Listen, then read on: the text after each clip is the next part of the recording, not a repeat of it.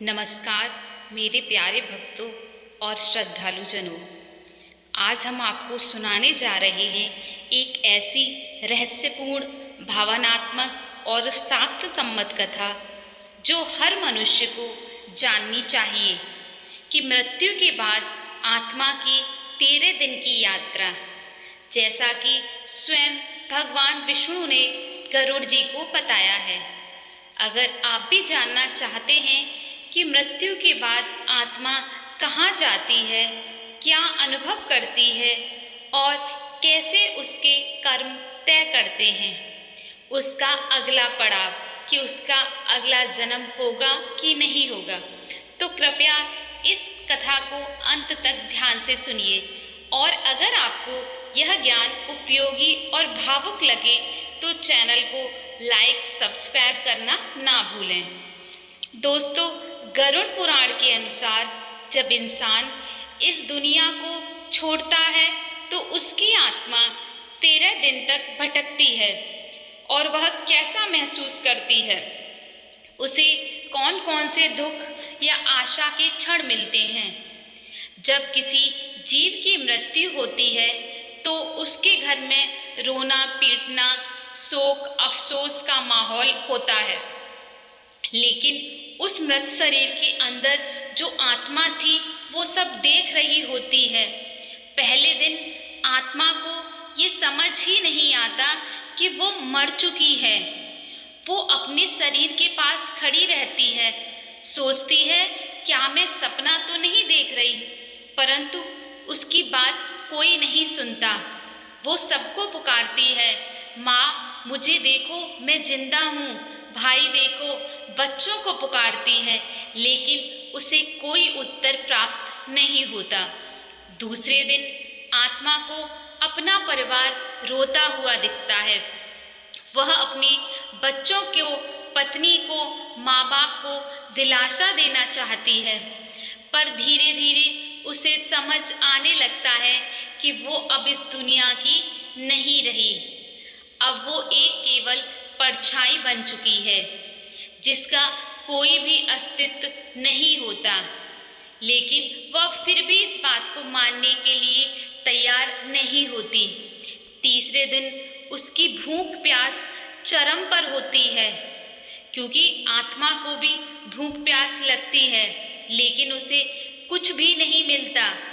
गरुड़ पुराण कहता है कि मृत आत्मा को प्यास भी लगती है, भूख भी लगती है, पर उसे कोई अन्न जल नहीं दे सकता जब तक कि परिवार पिंडदान न करे।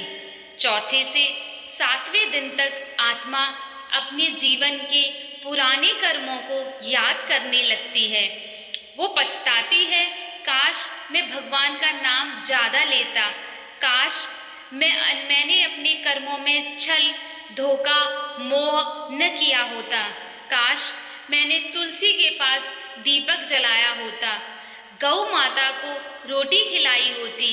अब पछताने के सिवा उसके पास कुछ भी नहीं बचा होता। 8वें दिन यमदूत उसके सामने आते हैं। वे रौद्र रूप में होते हैं, हाथ में जंजीरें, मुख से अग्नि जैसी फुंकार। आत्मा कांप उठती है, वो भागती है, छुपती है, लेकिन यमदूत उसे पकड़ लेते हैं और उससे कहते हैं, अब चल, तुझे अपने कर्मों के हिसाब देना है। 9वें से 12वें दिन तक आत्मा को यमलोक ले जाया जाता है। रास्ते में वो कांटों से भरे जंगल से, अंधकारमय घाटियां से, जलते अंगारों से गुजरती है। अगर उस आत्मा ने पुण्य किए हैं, तुलसी, गौ, ब्राह्मण सेवा, मंत्र जप, तो रास्ता थोड़ा सहज होता है, नहीं तो वो तड़पती है, बिलखती है, चिल्लाती है, लेकिन उसे कोई सुन नहीं पाता सिवाय यमदूतों की। 13वां दिन उसका सबसे निर्णायक दिन होता है। इस दिन यदि परिवार विधि पूर्वक पिंडदान करता है तो आत्मा को शक्ति मिलती है। पिंडदान, तर्पण और ब्राह्मण भोजन से वह शक्ति मिलती है, जिससे आत्मा की अगली यात्रा तय होती है। गरुड़ पुराण कहता है, यदि 13वें दिन तक कोई पिंडदान न हो तो आत्मा भटकती रहती है और कभी कभी पिशाच रूप में फिर जन्म लेती है। 13वें दिन ही चंद्रगुप्त आत्मा का लेखा खोलते हैं और यमराज निर्णय सुनाते हैं कि आत्मा को पुनर्जन्म मिलेगा या नरक मिलेगा या विष्णु भक्त होने पर वैकुंठ की ओर जाएगी। ये सब यमराज ही करते हैं। आत्मा के लिए क्या करें? अगर आप आत्मा के लिए कुछ करना चाहते हैं तो जीवित परिजन पिंडदान, तर्पण और श्राद्ध कर सकते हैं। ब्राह्मण भोजन, दान और गौ सेवा, गीता पाठ, विष्णु सहस्त्र नाम और गरुड़ पुराण का श्रवण, ये सब आत्मा को शक्ति देते हैं, उसके मार्ग को प्रशस्त करते हैं। अगर आत्मा ने जीवन में भगवान नाम, दान और सेवा की है तो उसे स्वर्ग, कभी कभी उसके कर्मों के अनुसार उसे मोक्ष भी मिल जाता है, नहीं तो वह पुनः जन्म लेती है, कभी मनुष्य कभी पशु। अपने कर्मों के अनुसार उसे अगली योनि मिलती है। गरुड़ ने पूछा, प्रभु क्या कोई ऐसा मार्ग है जिससे आत्मा इन कष्टों से बच सके? भगवान विष्णु ने उत्तर दिया, हे गरुड़, जो मनुष्य जीवन में सच्चा धर्म निभाए, अपने माता पिता, गुरु और गौ माता की सेवा करे, भगवान नाम का जप करे, तो वह इन 13 दिनों की पीड़ा से बच सकता है और अंत में वैकुंठ धाम को यानी कि मेरे धाम को प्राप्त होता है। तो मित्रों, जीवन बहुत अनमोल है। मृत्यु तो निश्चित है, मृत्यु तो हर हाल में होगी, लेकिन कैसा होगा उसका अनुभव ये आपके कर्म तय करते हैं। इसलिए जीवन में धर्म, करुणा, सेवा और भक्ति को अपनाइए।